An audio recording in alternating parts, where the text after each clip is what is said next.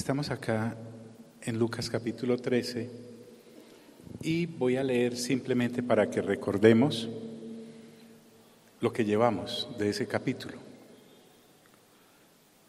En este mismo tiempo estaban allí algunos que le contaban acerca de los galileos, cuya sangre Pilato había mezclado con los sacrificios de ellos. Respondiendo Jesús les dijo: ¿pensáis que estos galileos, porque padecieron tales cosas, eran más pecadores que todos los galileos? Os digo, no. Antes, si no os arrepentís, todos pereceréis igualmente. Gracias. O aquellos 18 sobre los cuales cayó la torre en Siloé y los mató, ¿pensáis que eran más culpables que todos los hombres que habitan en Jerusalén? Os digo, no. Antes, si no os arrepentís, todos pereceréis igualmente. Dijo también esta parábola: tenía un hombre una higuera plantada en su viña, y vino a buscar fruto en ella, y no lo halló. Y dijo al viñador: he aquí, hace 3 años que vengo a buscar fruto en esta higuera, y no lo hallo. Córtala. ¿Para qué inutiliza también la tierra? Él, entonces respondiendo, le dijo: Señor, déjala todavía este año, hasta que yo cabe alrededor de ella y la abone, y si diere fruto, bien, y si no, la cortarás después. Me quedé pensando en eso de dar fruto. Y uno se puede imaginar muchas cosas acerca de lo que es dar fruto. Hoy en día las iglesias le han hecho creer a la gente que dar fruto es sumergirse en una cantidad de cursos que lo aíslan del día a día. Si usted nota en su lectura juiciosa de la palabra, el Señor Jesús, después de que la gente llegaba a Él y se convertía, jamás los envió a hacer un curso, ni de liderazgo, jamás los envió a hacer un retiro de inmersión espiritual, nunca los mandó a buscar educación teológica en seminarios o institutos. Por el contrario, recuerdo que a ese gadareno, después de que Legión sale de él porque el Señor los expulsa, y lo encuentran vestido, bañado y arreglado, y quería seguir al Señor Jesús, el Señor Jesús le dijo: no, me hace el favor y va y da testimonio de lo que Dios ha hecho en su vida en Decápolis. Decápolis significa 10 ciudades. Y estaba con nuestra amada pastora, tal vez en un mall, y ahí era donde nosotros debemos ser árboles de Dios y dar fruto.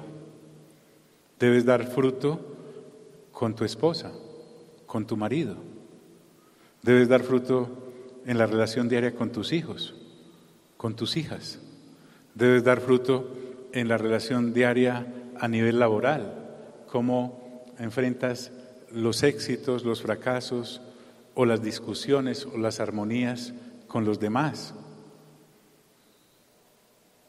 Y te digo que algunas iglesias o templos le han vendido esa falsa idea, que no está en la Biblia, de que dar fruto es meterme en un templo a orar, o hacer cursos de sanidad interior, o hacer cursos de echar fuera demonios, o hacer cursos de renovación de identidades, o hacer cursos de raíces en lo griego y en lo hebreo, o mirar cómo hacer bosquejos para poder tener palabras indicadoras y colocarle títulos a un sermón para impresionar a los demás.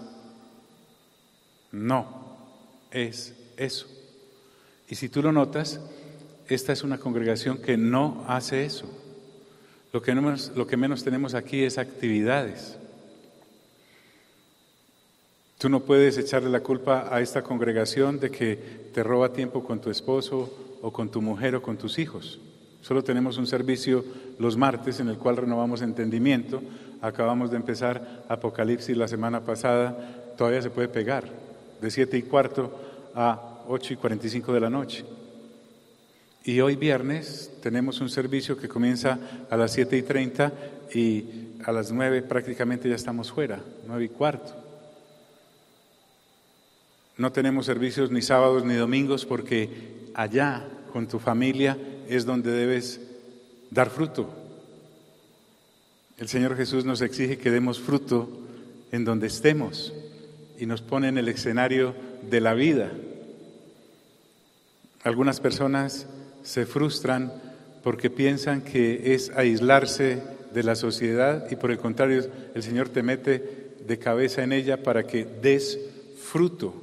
El amor, el gozo, la paz, la paciencia, la benignidad, la bondad, la fe, la mansedumbre, la templanza. Eso es dar fruto, vivir la vida del Espíritu. Y la vida del Espíritu se vive mercando, la vida del Espíritu se vive ahora que tantos están renovando el pase, haciendo esa fila por no haberlo sacado antes. Tantas cosas. Ahí es donde se da fruto cuando tienes una discusión con tu marido y ¿cómo reaccionas? Eso es dar fruto. No es meterte a hacer un curso de cómo pegarle menos a mi marido o viceversa. No, es ahí donde el Señor te dice, debes dar fruto. Eso es dar fruto. A eso se refiere. Quería hacer esa aclaración porque dar fruto no es que tú te sientas culpable porque no sabes hebreo o griego, o no sabes homilética, o neumatología, o no sabes. No, eso no es dar fruto. Servirá para algunas cosas, pero eso no es dar fruto. Dar fruto es ser allí donde Dios te colocó. Siéntete como aquel que fue liberado y entonces el Señor te dice, vaya a hacer fruto allá en su casa, en su empresa, en su trabajo, en su unidad. Quería aclarar eso, pero no me puedo quedar ahí.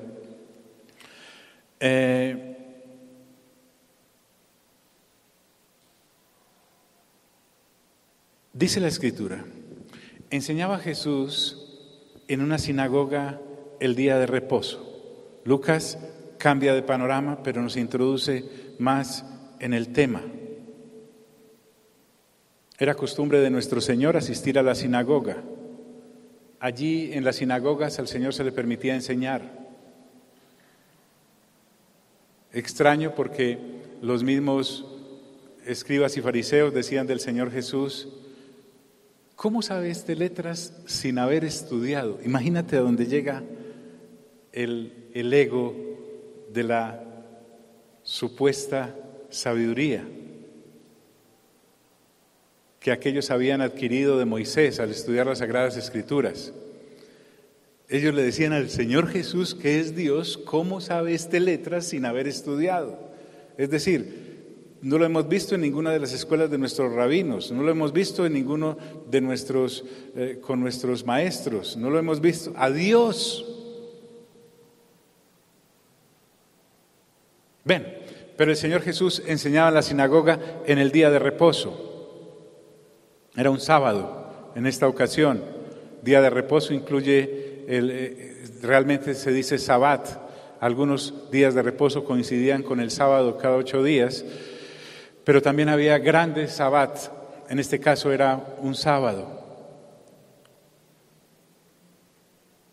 Eso me da a entender que el Señor Jesús se congregaba mínimo una vez a la semana. Algunos nos creemos más que el Espíritu Santo, el Señor Jesús y nuestro Padre Celestial, y lo hacemos cada año, cada 6 meses. ¡Qué horror! Pero Él lo hacía el día de reposo. Y lo interesante es que en ese escenario, en esa sinagoga, había una señora allí, una mujer que desde hacía 18 años tenía espíritu de enfermedad. Diga conmigo, 18 años. Como dice uno de fácil eso, ¿cierto? Se los voy a contar lentamente. 1, 2, 3, 4, 5, 6, 7, 8, 9, 10, 11, 12, 13, 14, 15, 16, 17, 18. Se los iba a contar en inglés, pero Duolingo apenas voy hasta 10. Nos acostumbramos a ver a la gente enferma. En este caso era una enfermedad física, se podía ver. Pero también nos acostumbramos a ver a la gente enferma de su alma. Aquellas personas, por ejemplo, que sufren de depresión, de esquizofrenias, de esas enfermedades que no se tratan con una aspirina ni con un yeso, porque alguien se fractura y lo enyesas y bueno, por lo menos sabes. Pero aquellas personas que les duele el alma, que han sido maltratadas por la vida o por herencias de familiares, de enfermedad, ¿cómo le enyesa uno el alma a alguien? ¿Qué pastilla le da uno a alguien deprimido? Pero nos acostumbramos, e inclusive aceptamos la enfermedad como algo. Esta señora llevaba 18 años enferma en la sinagoga. Tenían religión, una religión arcaica. No porque la que enseñara Moisés, lo que había recibido en el Sinaí de parte de Dios a través de ángeles, fuera obsoleto, no, sino que todo el andamiaje religioso que se hizo alrededor de esos mandamientos se convirtió en una religión inoperante, no porque la palabra de Dios fuera inoperante, sino porque la habían hecho por sus tradiciones inoperante. Y mientras tanto, el Señor que entra a esa sinagoga ese día de reposo no puede evitar ver a esa persona enferma. Las enseñanzas que hay acá en Lucas, ya te dije la vez pasada, vamos a enrutarlas primero a los judíos como tal y a su sistema religioso arcaico y lo que el Señor les censuraba. En segundo lugar, vamos a ver el hecho aplicado, porque este hecho ocurrió y es real porque está en las Sagradas Escrituras. Y después vamos a aplicarlo, si es posible, a nuestras vidas. Ningún predicador deja la tentación de aplicarlo, pero se puede hacer. Tenía un espíritu de enfermedad. Espíritu de enfermedad, lo está narrando un médico. Los médicos son acusados de ateos, de científicos a los cuales no les entra esto de la fe. Pero aquí un médico me está diciendo, vea, John, esa enfermedad que tiene la señora no es porque cayó un día de la cama y quedó así encorvada. No es porque la recibió de una herencia de enfermedad de su familia. No, esa señora tiene un espíritu inmundo de enfermedad. No es que estaba endemoniada, pero un espíritu de enfermedad la había tenido atada a esa enfermedad. 18 años llevaba esta señora yendo a esa sinagoga. Y andaba encorvada, tenía su columna deformada.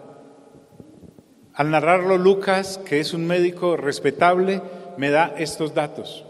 De hecho, esta historia solo aparece acá. ¿Le habían hecho tratamiento? Sí, claro. ¿Tenía religión? Sí, la tenía. ¿Estaba en el lugar indicado? Sí, lo estaba. Pero esta gente parece que no creía en eso de orar por los enfermos, o por lo menos ese día de reposo. ¿Le habían intentado sanar? Seguramente, porque dice, y en ninguna manera se podía, ¿qué? Enderezar. Eso la llevaron al quiropráctico 1, 2, 3. Parecía posiblemente que se enderezaba unos días, pero volvía a quedar encorvada. Por sí misma trató seguramente de salir. ¿A quién le gusta estar encorvado? Su situación deplorable, 18 años. No me habla de si era casada o viuda o tenía por lo menos un pretendiente. No creo que fuese fácil para una mujer en esa condición que alguien le dijera salimos. Y en ninguna manera se podía enderezar. Deplorable la situación de la señora. Pero algo la obligaba a creer en Dios. Porque si estaba allí en la sinagoga era porque en Dios creía. Hay algo que siempre nos dice, no dejes de ir. En cualquier momento el asunto va a cambiar. O por lo menos puedes sobrellevarlo. Porque el apóstol Pablo tuvo un aguijón en su carne, cerca del cual le oró a Dios 3 veces para que se lo quitara, y el Señor le dijo a él que no, que se quedaba así, que le bastara su gracia, y aprendió a sobrellevarlo. Sin embargo, el Señor Jesús, enseñando, coloca los ojos en esa mujer. Cuando Jesús la vio, la llamó. Esa mirada misericordiosa que tú y yo solo podemos recibir del Señor Jesús. No sé cuántos más había en la sinagoga ese sábado, posiblemente muchos, si no había partido. Pero parece que nadie le prestaba atención, o lo habían intentado y no habían podido. Ese trato personal la llamó, ese trato personal que no te lo puede dar tu mamá por mucho que te quiera, o tu papá, o la hermana querida, esa que tienes, o tu esposo que te ama. Hay un trato que solo te puede dar Dios. La llamó y le dijo. Si esta mujer tenía hijos, no le habían podido ayudar. Si tenía papá y mamá, no le habían podido ayudar. ¿Querían? Sí, claro. ¿Cuántas familias hoy tienen el privilegio de estar en un buen sistema de salud, pero tienen una enfermedad que no se las cura nadie? Y entonces el Señor le dice a la mujer, miren, mujer, eres libre de tu enfermedad. Miren que no le echó fuera un demonio, sino que ese demonio le había dejado una secuela de enfermedad. Tal vez ella estaba libre y pura de cualquier contaminación espiritual, pero tenía ese problema físico que le había quedado como secuela. El Señor Jesús detiene el sermón y habla con ella. Eres libre de tu enfermedad. No cierra los ojos y empezó a hablar en lenguas, no cierra los ojos y empezó a gritar, no reprendió el demonio como hizo con el asunto del Gadareno y su legión. No, simplemente dijo, eres libre de tu enfermedad. Con la palabra podía haberlo hecho simplemente sí, pero agrega algo. Y puso las manos sobre ella y ella se enderezó luego. ¿Qué necesito? Un toque del Señor. Como aquella mujer que tuvo un flujo de sangre durante 12 años. Había ido a toda clase de médicos. Nadie le había podido dar la solución. Es más específico, se había gastado todo lo que tenía en médicos. El sistema de salud exprimía a la gente de la misma forma hace 2000 años que como lo hace hoy. No sé si lo han notado, pero usted llega con un dolor de cabeza a cualquier clínica, le miran la tarjeta y le ordeñan todo lo que pueda a eso. Pero esa mujer decía, si tan solo tocare el borde del manto del Señor. Mira la actitud. Pero esta no tiene la actitud. Ella estaba ahí encorvada. ¿Qué irá a enseñar ese muchacho? El Señor Jesús tenía 33 añitos. 30. ¿Qué irá a enseñar? ¿Qué irá a decir? ¿De qué irá a hablar? Me han dicho que habla muy bonito. Que de vez en cuando también ora por enfermos y se sanan. O por endemoniados y son libres. Y puso las manos sobre ella y ella se enderezó luego, es decir, inmediatamente. El Señor Jesús dice, aquí mismo en el Evangelio de Lucas más adelante, cuando venga el Hijo del Hombre, hallará fe en la tierra. Es decir, ¿habrá gente esperando que el Señor retorne en esta generación?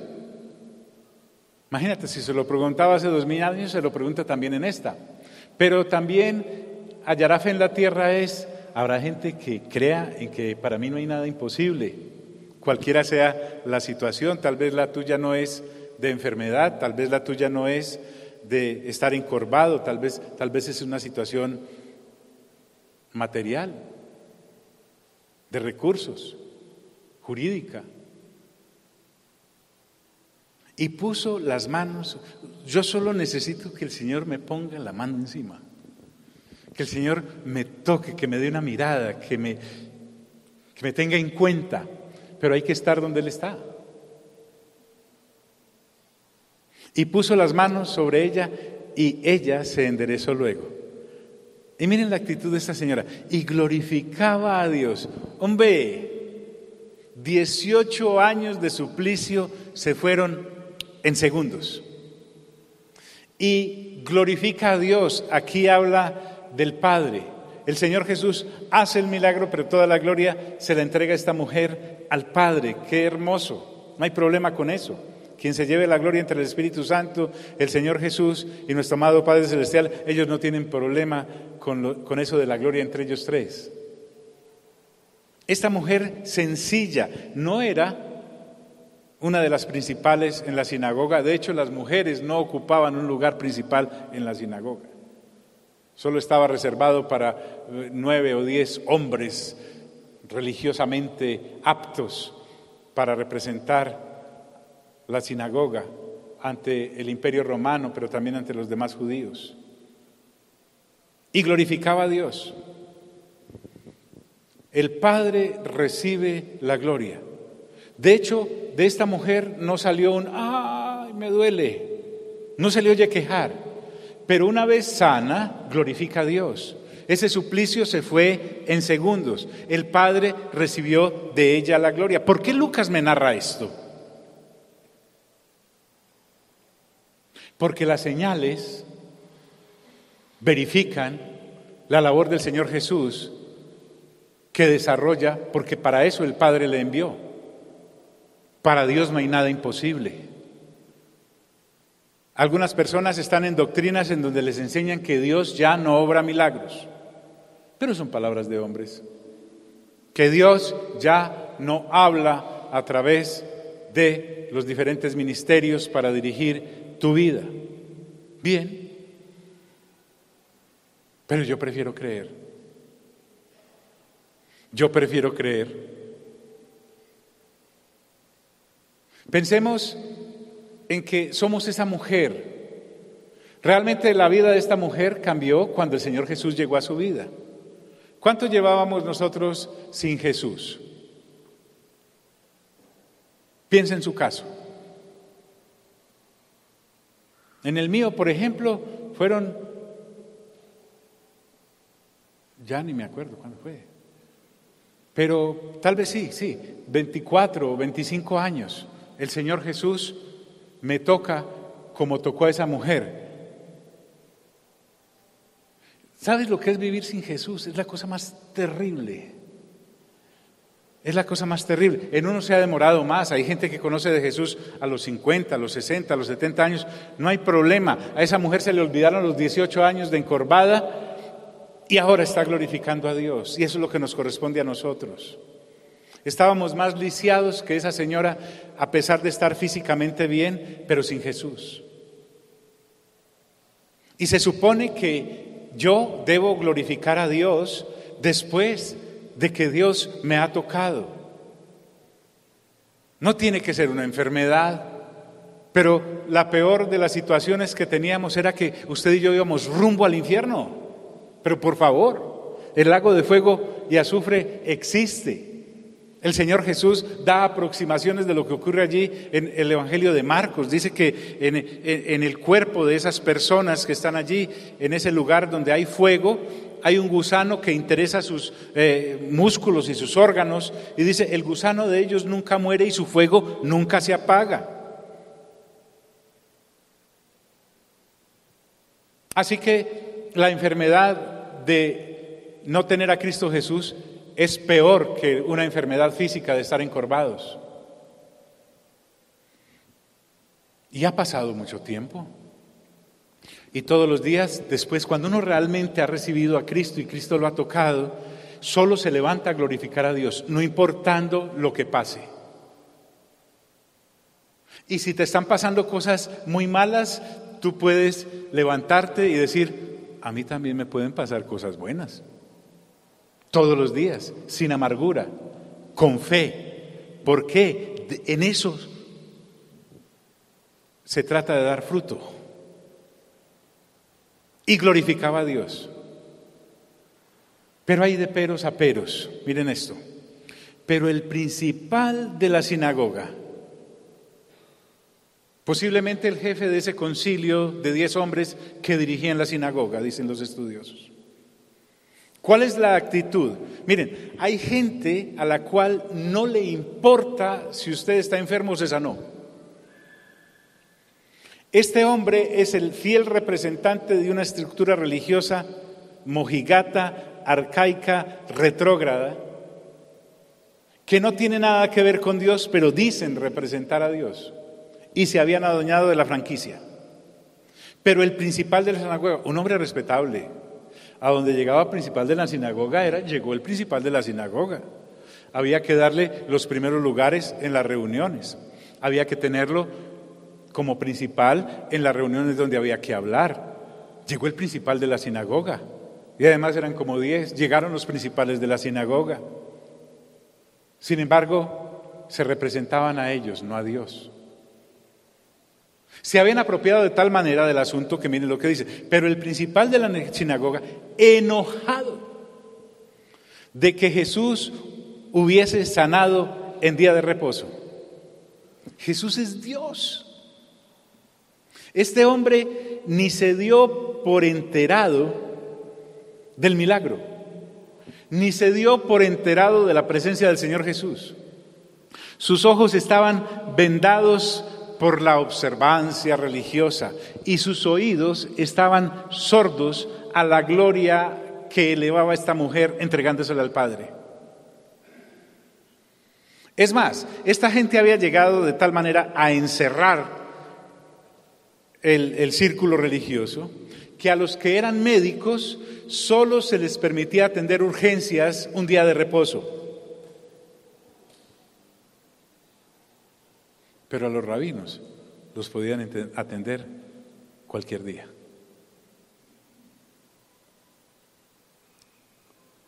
Este hombre se enojó. Créame, hermano y hermana, hay gente que se enoja porque Dios lo toque o la toque a usted. Les da urticaria. No pueden creer que usted que era un descualquierado, una descualquierada, ahora es una persona de bien, que usted se enderezó, que usted tomó el rumbo correcto, que además de ser salvo del infierno que te acabo de mencionar, eres una persona recta en la vida y antes eras un cable todo torcido, que tenías un sinnúmero de vicios y ahora eres una persona que no necesita drogarse, doparse, emborracharse y que para expresarse antes eras un vulgar y ahora tu léxico es respetable y bonito. Es más, que invitas a otros a que conozcan de Dios, pero hay gente que le enoja eso. Pero ¿qué vamos a hacer si Dios al que toca, toca y le cambia a uno el caminado? Jacob era un tramposo, terrible. Le robó la primogenitura a su hermano sin necesidad, porque ya Dios se la había dado desde antes de nacer. Se va por allá y cae en manos de otro más tramposo que él, Labán, su tío. Lo tumbó N veces. De regreso, 20 años después, él tiene una pelea, atestiguan las Escrituras, y lucha contra el ángel de Dios. Y le decía a él, o me bendices pero no te va a soltar. Y dice la Escritura que entonces ese ángel tocó el tendón de su muslo y Jacob quedó cojo desde esa vez. Cuando Dios te toca, tu tumbado cambia. Es distinto, algo ocurre. Por dentro algo está pasando, eso es impresionante. Pero hay gente que se enoja de que Jesús hubiese sanado en día de reposo.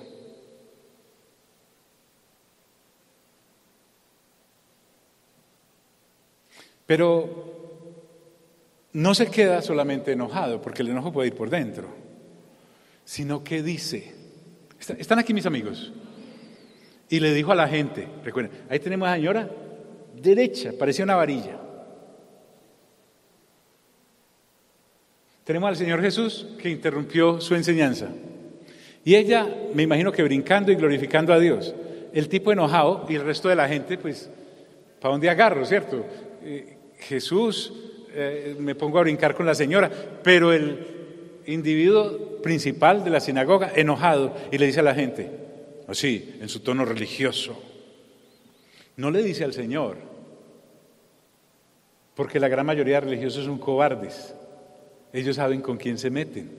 No se le enfrenta al Señor Jesús. Él ve algo ahí como, no sé. Y entonces le dice a la gente, 6 días hay en que se te debe trabajar. O sea, para un milagro es considerado un trabajo. Además, un trabajo indebido. Como te digo, habían hecho de los mandamientos de Dios y se habían alejado completamente del espíritu de los versículos y los habían colocado como carga sobre la gente. El día de reposo, como lo va a aclarar el Señor, fue hecho por el hombre y no el hombre por el día de reposo. Me explico, es como esa persona que en su casa tiene una vajilla, pero no la deja tocar de nadie. Su familia come en otra vajilla de menor calidad, esa solo la saca para las visitas porque viene por allá desde la época en que Ojeda entró por allá, por el occidente, a caballo, conquistando esto, y viene de familia.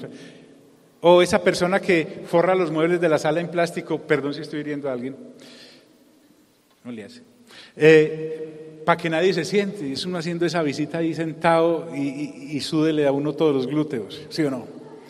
¿Y por qué? Que para que no se ensucie. O el que forra la Biblia, en el Salmo 23 o 91, para que no se empolve. O la señora que no deja sentar a sus hijos en los muebles, que porque los chorrean con alguna... Pero por favor, eso era lo que pasaba, permítame la comparación. Estos habían hecho del día de reposo algo intocable, algo que para lo que no había sido hecho. Y por eso dice, 6 días hay en que se debe trabajar. En estos, pues, venid y sed sanados. Preguntado, y entonces señora, ¿todos los días eran sábado para ellos? Pues, nadie había ministrado sobre ella sanidad porque estaban más ocupados en que nadie les ensuciara el piso o les tocara las cortinas o le quebrara el plato ese de la abuela, que no saca sino para las visitas. Acabo de trapear. Como Marta, ¿recuerdan a Marta? Señor, dígale a mi hermana que me ayude. En estos pues, venid y sed sanados.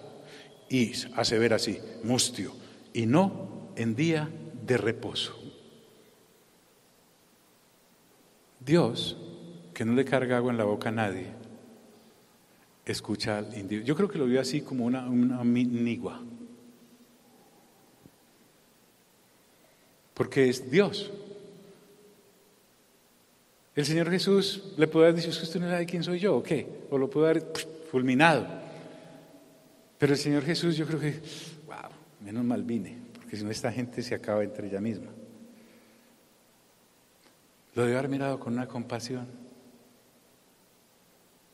Hay gente muy brusca, con muchas aristas.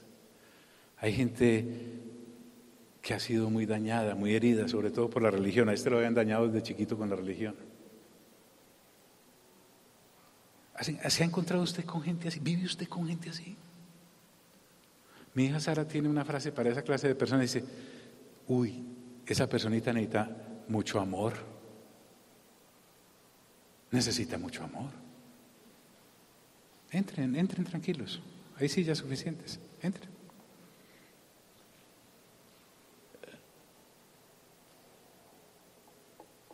Tal vez su marido necesita mucho amor. Tal vez su mujer necesita mucho amor. Pero el Señor Jesús le dice: hipócrita. Mira al de lado, por favor, y dígale: le dijo. Ya sabe usted la raíz de la palabra hipócrita. Hipócrita significa actor. Hipócrita significa falso. Miren, por favor, pídanle al Espíritu Santo que les muestre si el jefe de la sinagoga es falso o no. Que Dios le dé solo discernimiento para eso, para que, por favor, no se halle usted siguiendo gente en la sinagoga que es, pero con la gente que no es. En ese orden de ideas, usted necesita entender que el Señor Jesús defiende el milagro que hace. Si Dios a usted la tocó, si Dios a usted lo tocó, lo defiende, vea, lo coge y lo lleva, lo pasa por el sepulcro, lo resucita y lo ubica en la Nueva Jerusalén. El Señor Jesús no la va a abandonar, no lo va a abandonar. Enójese quien se enoje. Y sobre todo en religioso, al Señor Jesús esta gente le da escozor. Hipócrita, actor, farsante, ajeno a lo que debe ser. Y Él se las devuelve y le dice: cada uno de vosotros, me lo imagino mirando a los 10 dirigentes de la sinagoga, porque seguramente se sentaban en un lugar de prestigio. Cada uno de vosotros, les dice, ¿no desata en el día de reposo su buey o su asno del pesebre y lo lleva a beber? Eso sí, porque el hipócrita es así. Pensemos si esta señora fuera la mamá de este tipo. Si es la mamá suya, ¿qué? Puede ser día de reposo, puede estar ahí quien quiera. Pero yo deseo que se sane. El hipócrita es así, quiere todo para él, pero no para los demás. Y el Señor Jesús se lo lleva al día a día. Usted tal vez no tenga burro, o buey, o pesebre, ¿dónde meterlos? Pero en esa época era normal. El buey era para el arado y el asno para ser transportado. Esa es su patineta, su bicicleta, su carro. Y entonces el sábado es lo que está diciendo el Señor: usted a su burro no le da de comer. Dígale pues al burro que no, que hoy es sábado. No, este principal de la sinagoga iba, picaba el pasto y se lo daba. O al buey lo desataba y lo llevaba a beber. Es que la religión es así. Así fuese en día de reposo, el Señor Jesús, que conocía la hipocresía de ellos, pero a una persona enferma había que aplazarle la solución a su enfermedad. Es más, llevaba 18 años allí y ni siquiera la había mirado este tipo. Tal vez era una mujer pobre. Al pobre no se le presta mucha atención en esa clase de sinagogas. Tenía más valor un asno para ese hombre que esa mujer. Y hoy en día somos así. Ay, que me rayen el carro. Pero podemos ver al accidentado ahí, pasamos por él. Cuidado con el charco de sangre.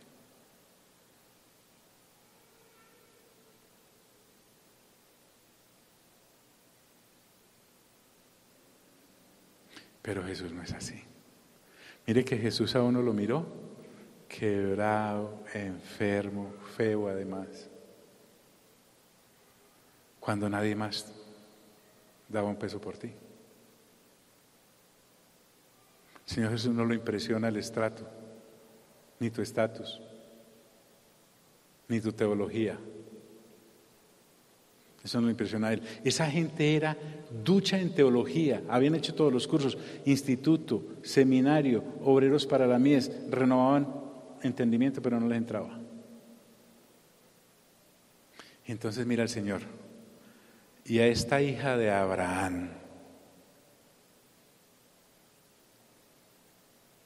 que entre otras cosas, volvamos al punto inicial, el Señor Jesús está mostrando a los israelitas lo mediocre que era su religión. A esta hija de Abraham, mire desde dónde empieza, no desde Moisés, porque es que Moisés es el que consagró que no se debía trabajar en el día de reposo. Por eso el Señor Jesús empieza desde Abraham, que es la fe. A esta hija de Abraham, miembro de la raza humana, israelita, del pueblo escogido de Dios. Y miren dónde está el asunto, que Satanás había atado 18 años con un espíritu de enfermedad. Era una obra abiertamente del maligno, del archienemigo de Dios y el enemigo de las almas. ¿A quién más le interesa que uno esté enfermo? A Satanás. Pero esta gente, ¿cómo se le puede pedir a un principal de la sinagoga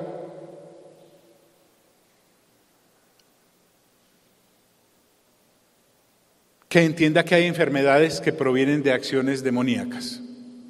A él no le interesa eso. ¿O cómo se le puede decir a alguien que nuestra lucha no es contra sangre y carne, sino contra principados y potestades y gobernadores? El Señor Jesús sí lo hace.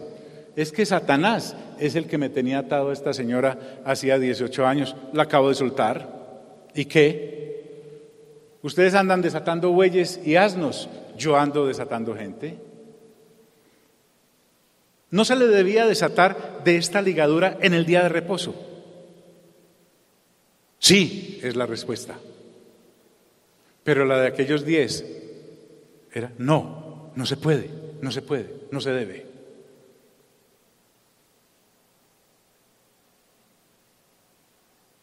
Qué situación tan triste. Eso es lo que vino a romper el Señor Jesús hace 2000 años. A una religión que le interesa que seas un número en su estadística, pero no tu estado, lo que te está pasando, lo que te está ocurriendo. Hoy hay muchas, no sé si llamarlas iglesias, pero por lo menos sí son mercado multinivel. Es un número más, de un número más, sobre un número más, pero no saben tu nombre, no saben si te enfermaste. Cosas tan pequeñas como saber cuándo es tu cumpleaños.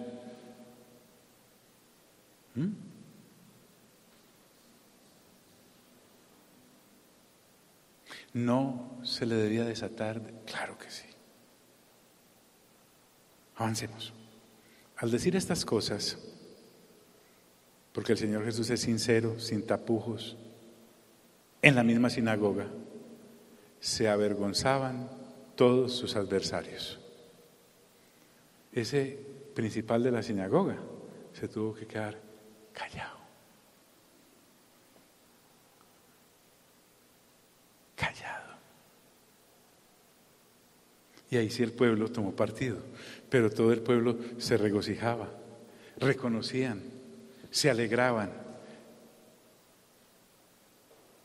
por todas las cosas gloriosas hechas por Él. Es que al Señor Jesús lo movía la compasión, lo mueve la compasión.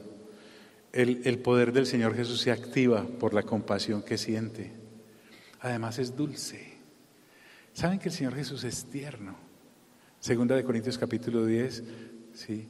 El apóstol Pablo dice, por la ternura del Señor Jesucristo. Qué cosa tan maravillosa. Además, el ser dulce no lo hacía menos arrojado, menos valiente.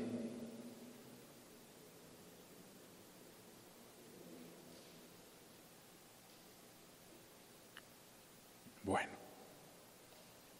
¿por qué llegamos acá? Sí. ¿Cuántos años estuviste sin Jesús?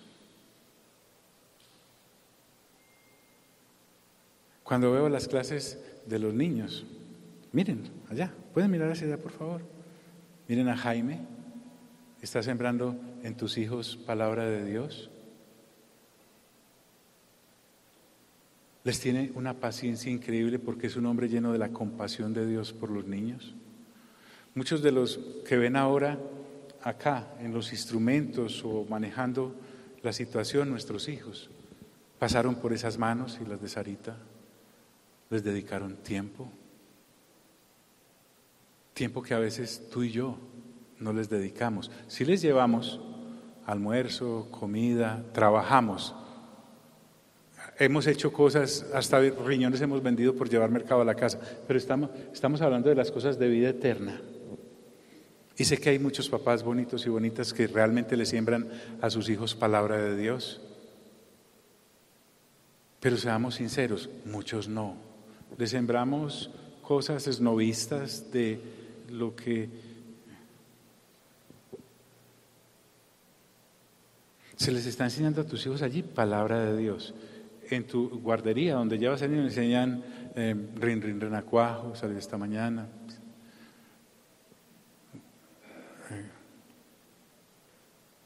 Mambrú salió a la guerra. No son las de mi época, no son las de ahora. Qué dolor, qué pena.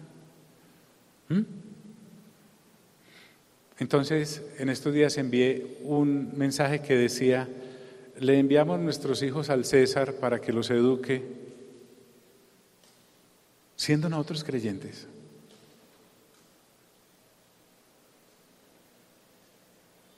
Bueno, por todas las cosas gloriosas hechas por Él.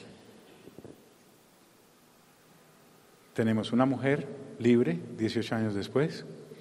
Ese tipo de la sinagoga no creo que haya cambiado. Los otros 10, no sé.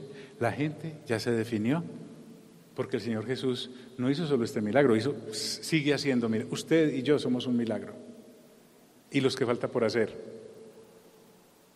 Porque yo no puedo, créanme, a mí me cuesta entender a aquellos que dicen que el Señor Jesús en la actualidad no libera a la gente de demonios.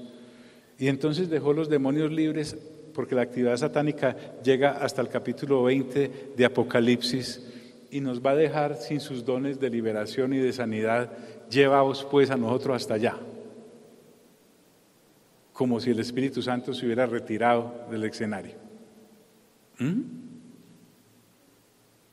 O que Dios te hable y te diga sí o no, desde luego de acuerdo con las Sagradas Escrituras, pero que Dios ya no habla. No, me cuesta dificultad eso.